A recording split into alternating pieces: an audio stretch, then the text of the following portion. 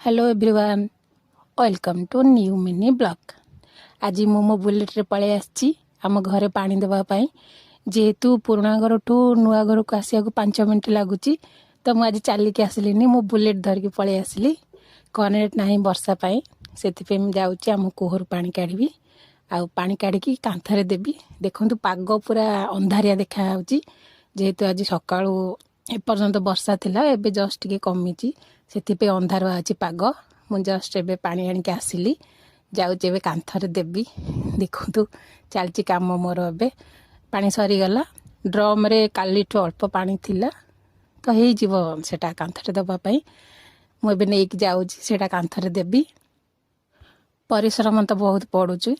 Current थिले मोटरटा लगे थांतु आ सेठी पानी पूरा एमती पाइप रे स्प्रे हो जाता कांथ सारा, से कंप्लीट हो जाता, कम टाइम लगी था।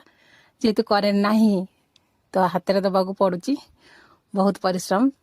आज आम टैप रे पानी आसी, जोटा दीर्घ 1 वर्ष पर गवर्नमेंट पानी देला। आज देखो आम सीमेंट काली आसी। मो काम बर्तमान सरीगला। मुझे छात पर पलि आसली टिके पवन खाइबा पई। Thanks for watching.